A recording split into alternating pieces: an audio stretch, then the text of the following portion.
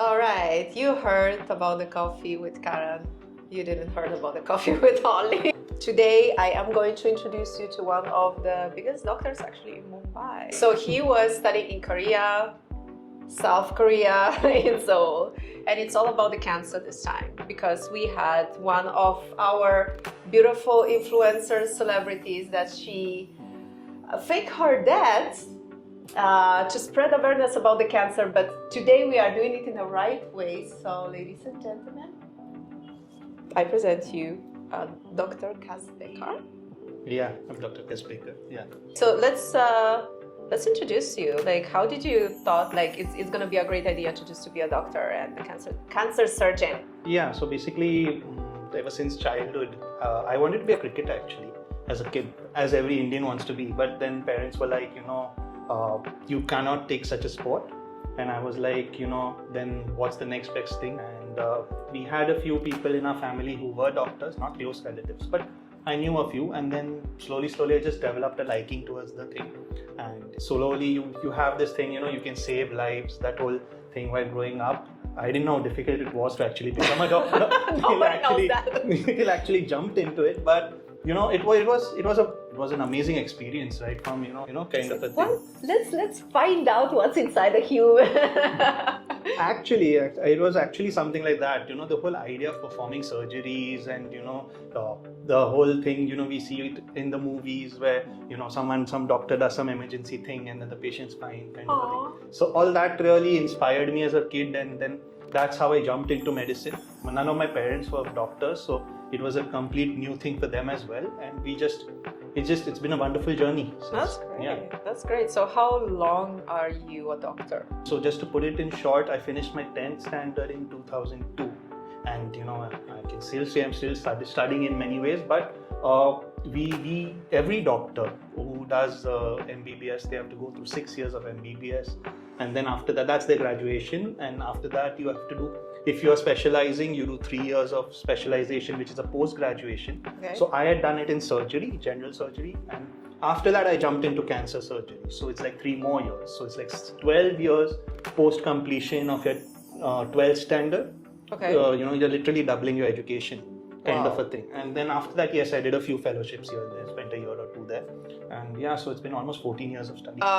First question, obviously, that we are all yearning for, because there is like a big difference between cancer here in India, men and women.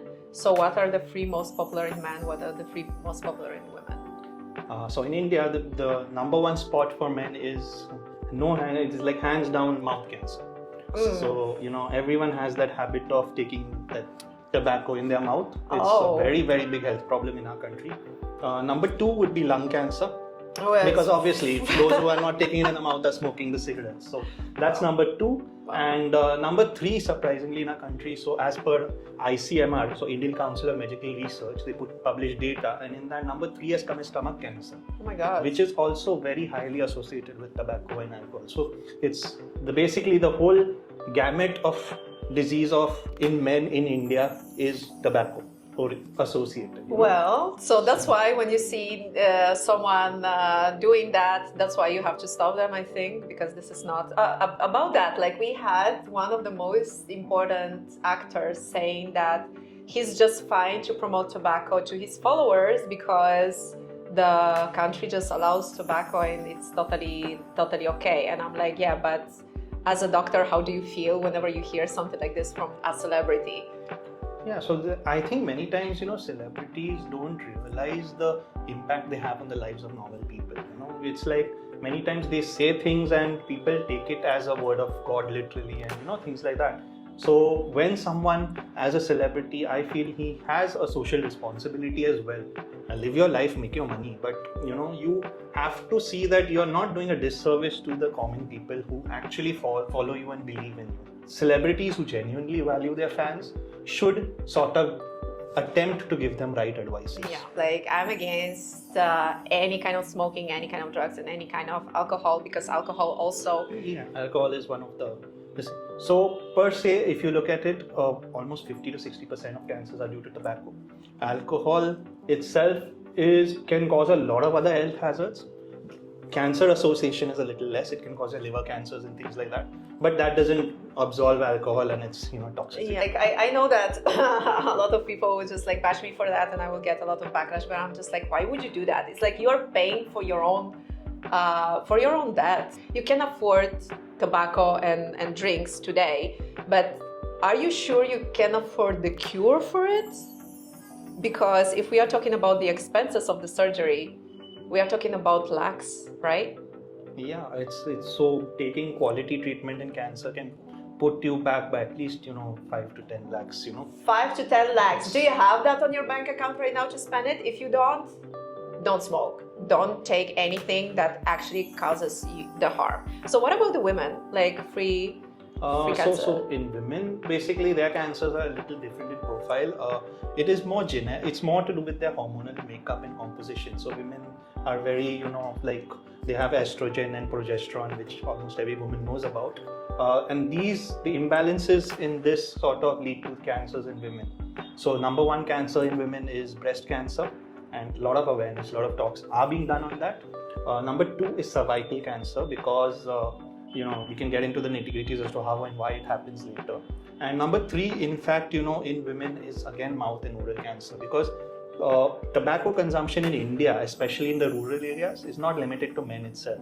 A lot of women have the habit of, tobacco products, especially the oral consumption ones. Girls, what? Seriously? So that is a major, issue in our country as well.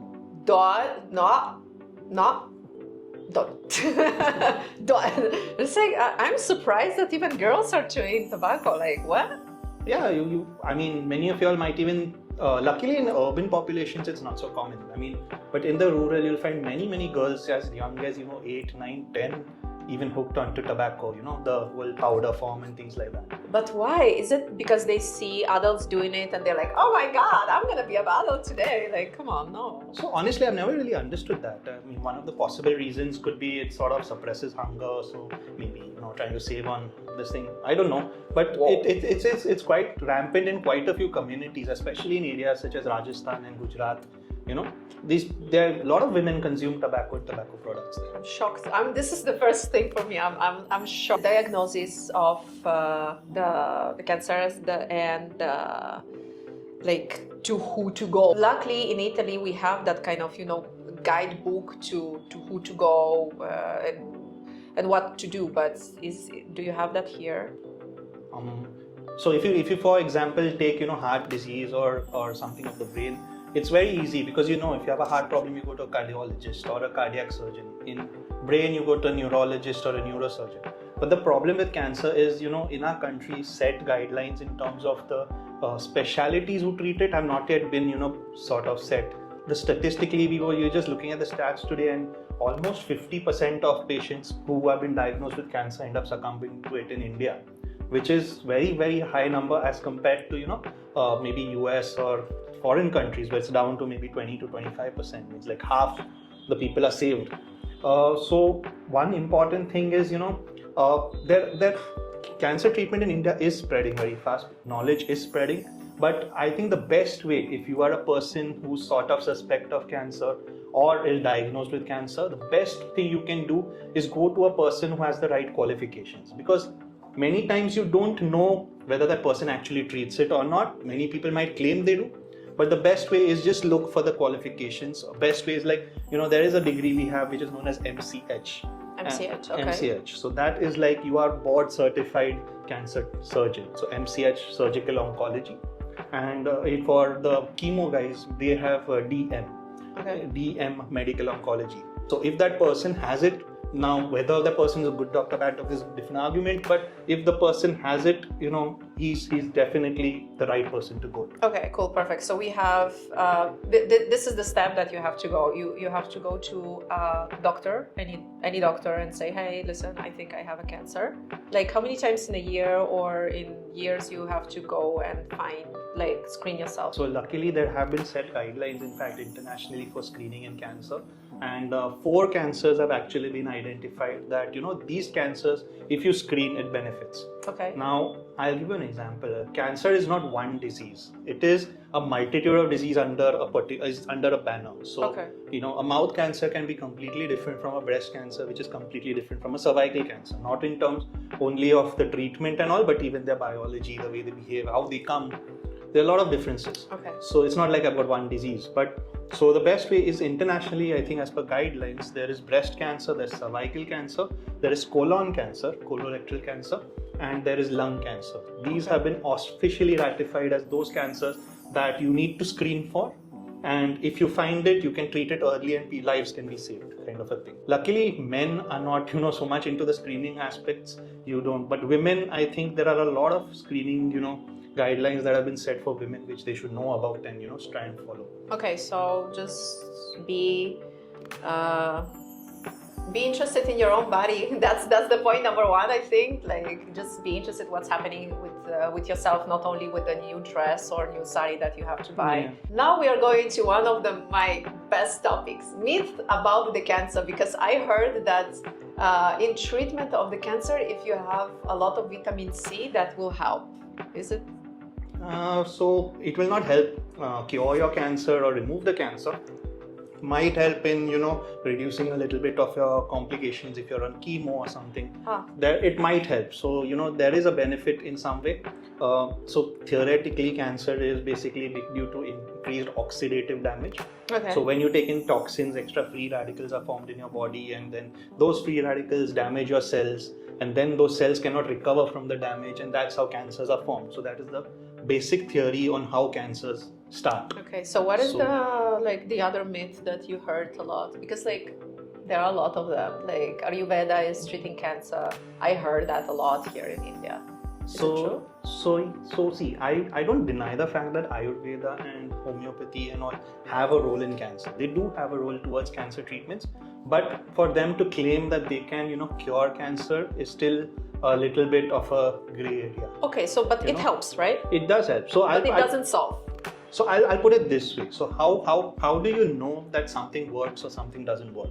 Okay, so when we treat, we do something known as evidence-based medicine. Okay. So in that, how it works is, let's say a person comes to me, there is data, every patient that comes internationally is collected also as data where we keep a follow-up of that patient, how that patient was doing and what treatments helped that patient. Okay. So when you collate this data together, you come to know that this treatment works and this doesn't work. Okay. Kind of a thing. So that is the whole concept of evidence-based medicine. Now, whatever treatments we do currently in terms of surgery, chemotherapy, radiation, there is evidence to prove it. The thing where Ayurveda and homeopathy lacks is that they don't have evidence to prove it. It's just getting one patient treated, so you give it to one person and that so-called person might have survived or done well, is not enough evidence to prove that that works as a cancer treatment. Okay. So on that basis, that is where homeopathy and Ayurveda lack. Maybe research might come in tomorrow to show that certain things in homeopathy and Ayurveda might, get us, some results in cancer, which surgery and all might be avoided, kind of a thing. But as of now, there's no evidence to that. Homeopathy and Ayurveda definitely, I would say, have a role in reducing the complications of treatment, as well as in certain cases which are known as palliative, where surgery, chemo, radiation has sort of outdone itself, and the patient has crossed the stage 4 cancers that we call. Ouch. In that case, I think homeopathy and Ayurveda might help them just reduce their pain and other, symptoms. Okay. I like ashwagandha, but that doesn't mean that it will cure everything in me, right? There is no evidence to back the claim, but people say it with so much conviction that you end up believing it. Like, oh yes, this person did it. And, there is a habit that, oh, I've treated all my patients like that and it's happened.